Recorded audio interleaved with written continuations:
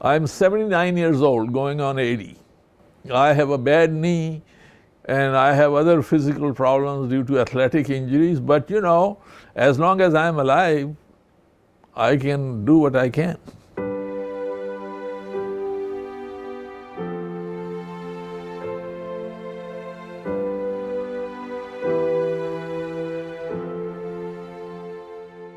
That's where my family comes from.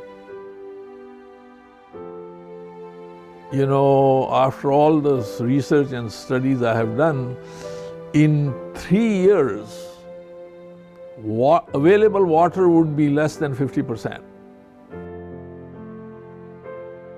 Population of Pakistan 50 years ago was 30 million people. Today, the same place has a population of 240 million people. Everybody has to drink, everybody has to eat, grain has to be grown, livestock have to be fed.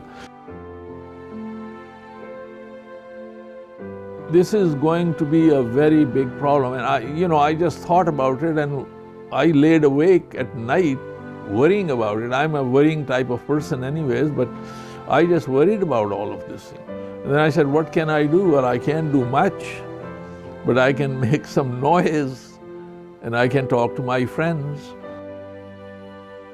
At the time I started, I had zero expertise other than what my patients had taught me. You know, I'm a curious person. When patients came to see me all over South Dakota, Nebraska, Minnesota, Iowa,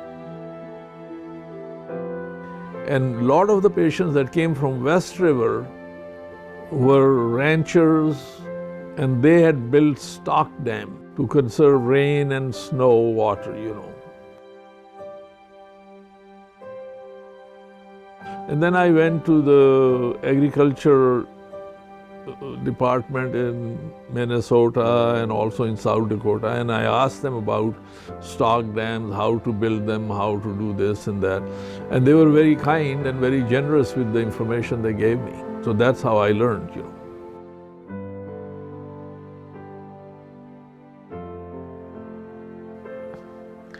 I know the people, I know the language, I can communicate with them.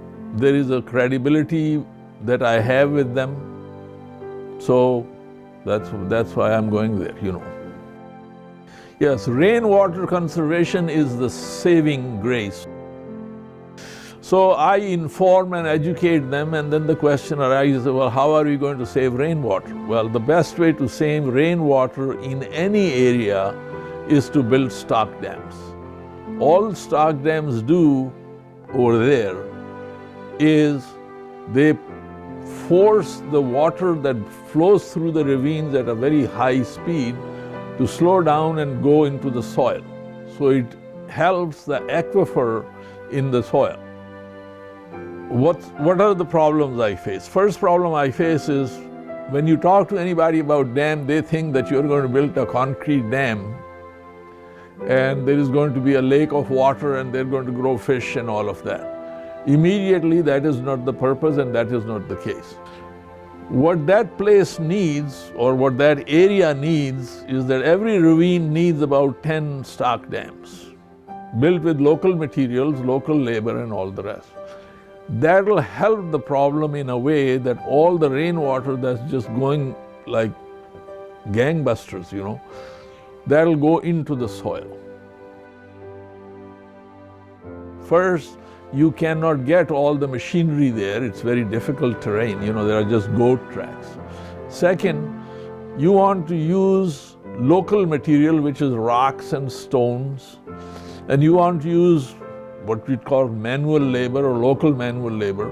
And you essentially, what you're doing is you're using engineering principles, but you're building walls about 10 to 12 feet tall and anywhere from 40 to 75 feet long.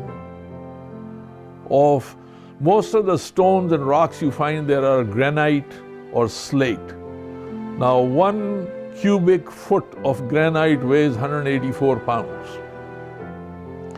So if you build a dam that's about 10 feet at the base and it's triangular, and is about 42 foot long. It weighs about 74 tons. As soon as we talked about that, they said, well, what if a big flood comes and it blows it away? And I said to them, Noah's flood is not coming again. And I said, for water to blow away 74 tons of stones is going to be a little difficult.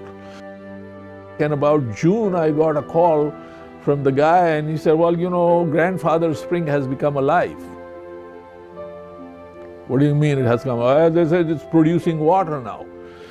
So we need to build a reservoir, we need to dig a reservoir and all of that. So then I arranged for the funds to be transferred, and they dug up a pond about 7 foot deep and 9 foot by 9 foot, you know.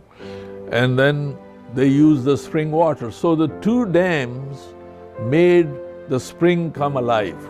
So everybody now understood suddenly the value of rainwater conservation.